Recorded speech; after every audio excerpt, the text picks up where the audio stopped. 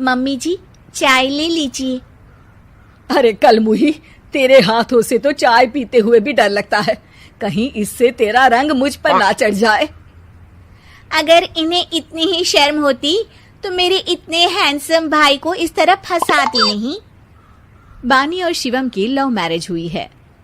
बानी के ससुराल में उसकी ननद और सास हैं, जिन्हें अपने गोरे रंग पर बहुत गुरूर होता है, जिस वजह से वो बानी को सिर्फ उसके सांवले रंग की वजह से नापसंद करती है और हमेशा उसे ताने सुनाती रहती हैं। बानी उनकी सभी जली कटी बातें सुनकर चुपचाप वहां से चली जाती है। तुम माँ और छोटी को कुछ बोलती क्यों नहीं? मम्मी जी बड़ी हैं, हर छुटकी ना समझ, इस तरह उन्हें उल्टा जवाब देना सही नहीं। मेरी जिम्मेदारी उनकी सेवा करना है, जो मैं पूरे दिल से हमेशा करती रहूंगी। ऐसा बोलकर बानी रसोई में जाकर रात के खाने की तैयारी करने लगती है। रात को खाना खाते हुए बानी की सास उसे कहती है, कल मैंने अपनी फ्रेंड्स के साथ किटी पार्टी रखी है, समय से सारा खाना बना देना और अपना मनहूस चेहरा लेकर ज्यादा उनके सामने मत आना, समझी? माँ, बानी आप दोनों की कितनी परवाह करती है, फिर भी आप उससे इतना बुरा व्यवहार क्यों करती हैं? अरे एक तो लव मैरिज करके इस कलमुही को हमारे सर पर लाकर बिठा दिया और अब हम इसे कुछ बोल भी नहीं सकते क्या? भैया तो इनकी तरफदारी करेंगे ही, आखिर इन्होंने पूरी तरह उन्हें अपने वश में जो किया है।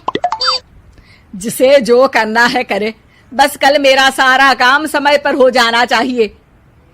इस पर सब खाना खाकर सोने चले जाते हैं और अगले दिन बानी जल्दी उठकर सास की किटी पार्टी के लिए तैयारियां शुरू कर देती है, जिस पर पार्टी शुरू होने के बाद सास की सहेलियां कहती हैं, अरे वाह री, तेरी बहू ने तो बड़े स्वादिष्ट समोसे बनाए हैं।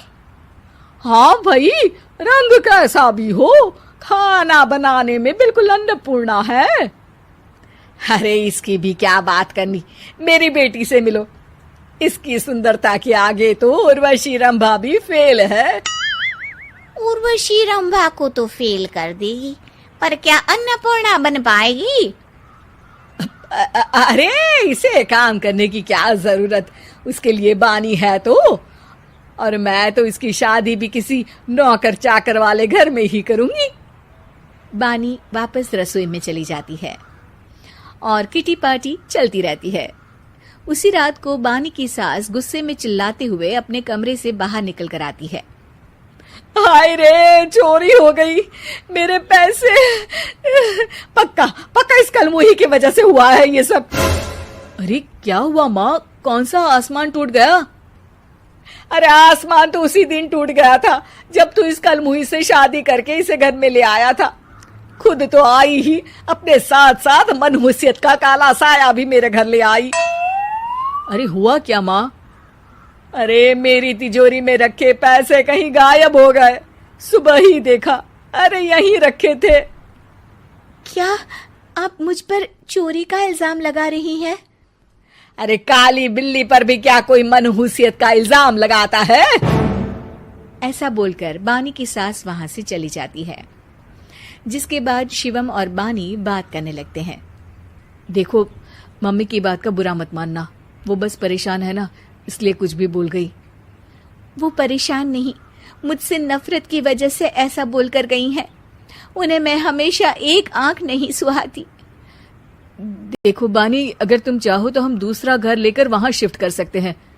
आखिर तुमसे प्यार करके तुम्हें अपनी जिम्मेदारी पर इस घर में लेकर आया हूं, इस तरह टॉर्चर नहीं होने दे सकता।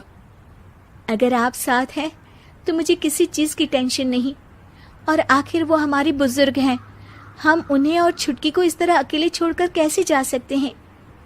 इसके बाद बानी भी अपने कमरे में चली जाती है और अब हर रोज उसकी सास की तिजोरी से पैसे गायब होने लगते हैं। इसी तरह कुछ समय बीत जाता है और वो हर बार हर चीज का इल्जाम बानी पर लगाती है, पर बानी कभी कुछ भी नहीं बोलती। कलमुही नास पीटी, बहू को घर की लक्ष्मी बोलते हैं, ये तो पनौती बनकर आई है, पनौती। एक रात बानी की सास को आधी रात में प्यास लगती है, तो वो पानी पीने रसोई की तरफ जाती है। तभी उसे अपनी बेटी के कमरे में कुछ आवाज सुनाई देती है।